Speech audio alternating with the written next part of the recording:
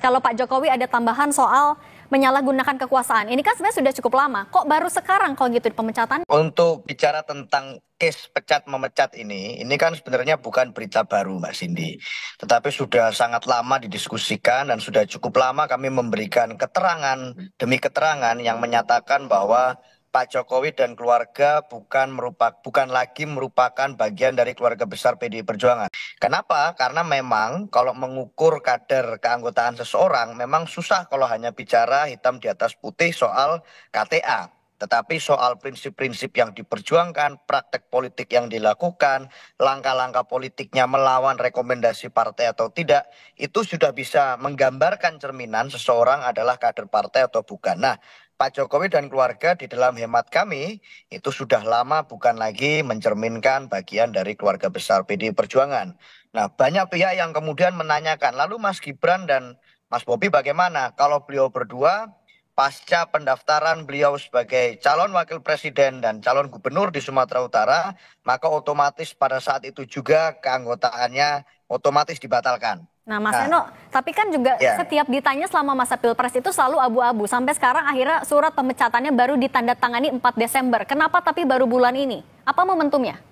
Tentang bagaimana seluruh kader partai menyatakan secara terbuka bagaimana langkah-langkah politik yang dilakukan Pak Jokowi itu kami anggap mencederai sendi-sendi demokrasi, melukai prinsip perjuangan partai dan seterusnya. Saya rasa sikap itu sebenarnya jauh lebih keras jika hanya dibandingkan dengan soal kertas surat menyurat secara formal. Nah, tapi memang secara administratif kami harus membuat surat ini pasca semua momentum proses tahun politik sudah selesai.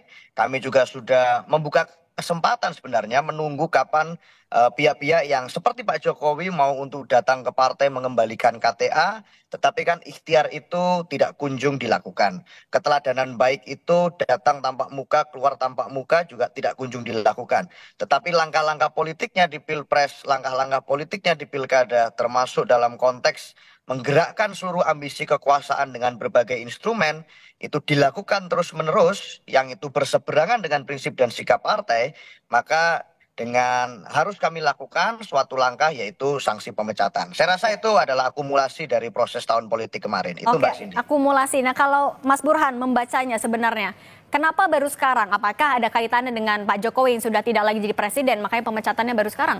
Dari sisi sosiologis elektoral sebenarnya sudah terjadi pemecatan tanda kutip ya jauh-jauh hari sebelum secara resmi diumumkan hari ini. Nah, tetapi secara legal memang baru diumumkan sekarang. Nah, pertanyaan Cindy itu berkaitan dari pendekatan legalistik tadi. Ya, tentu saja pendekatan legalistik ini tidak bisa dipisahkan dari strategi elektoral juga. Sebab kalau misalnya diumumkan pemecatan secara formal pada saat momentum elektoral, itu punya efek yang kurang positif juga buat PDI Perjuangan. Jadi saya sendiri bisa memahami kenapa pendekatan legalistiknya baru diambil sekarang. Sementara jauh-jauh hari PDI Perjuangan sudah, tanda kutip ya, pisah ranjang dengan Pak Jokowi, tetapi secara formal akad perceraiannya ya baru diputuskan hari ini. Artinya memang menunggu rangkaian pilkada selesai, Mas Burhan? Ya, lagi-lagi wajar ya. Apalagi kita tahu, wajar dalam pengertian begini sih. Bagaimanapun partai kan ingin mendapatkan dukungan banyak dari pemilih. Dan pemilih itu bisa datang dari banyak kantong kan, termasuk dari kantong pendukung Pak Jokowi sekalipun. Tetapi dalam pilkada kemarin kan terlihat perbedaan rute atau pisah ranjang antara PDI Perjuangan dengan Pak Jokowi makin dalam. Di beberapa tempat di kantong PDI Perjuangan Pak Jokowi langsung kampanye buat calon yang berbeda dengan calon resmi yang diusung oleh PDI Perjuangan. Bahkan misalnya di Sragen, di Boyolali, di Solo, itu calon-calon yang diusung PDI Perjuangan dilawan oleh calon yang mendapatkan dukungan full force dari Pak Jokowi. Dan kebetulan memang menang ya calon yang diusung oleh Pak Jokowi. Di Solo Respati menang, di Boyolali juga demikian, di Sragen juga demikian. Jadi makin kentara perbedaan jalan itu. Oke, mau balik lagi ke Mas Eno. Mas Eno, tapi kalau surat pemecatan ini sudah disampaikan secara langsung ke Pak Jokowi, Mas Gibran, dan Mas Bobi? Itu kan sudah menjadi suatu berita yang pasti juga akan diketahui oleh beliau-beliau.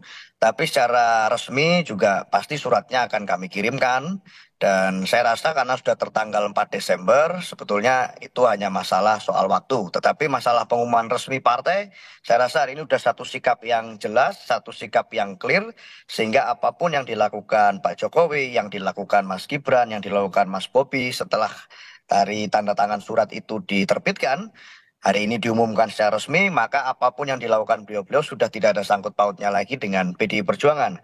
Secara resmi bahkan partai di Rakernas juga sudah meminta maaf kepada rakyat Indonesia jika ada kader-kader yang dianggap kemudian melukai prinsip demokrasi, melukai prinsip-prinsip kerakyatan, dan itu termasuk terhadap Pak Jokowi dan keluarga. Saya rasa hari ini sudah clear, sikapnya sudah jelas secara sosiologis. Prof. Burhan tadi meminjam istilahnya, dan secara legal formal juga sudah jelas. Saya rasa itu Mbak Cindy. Sebenarnya sudah terlihat ya, terutama pasca pengumuman beberapa waktu lalu, meskipun legalnya baru diumumkan beberapa waktu terakhir, tetapi sebelumnya kan sudah ada tanda-tanda sikap dari PD Perjuangan yang makin jauh dari Pak Jokowi ya.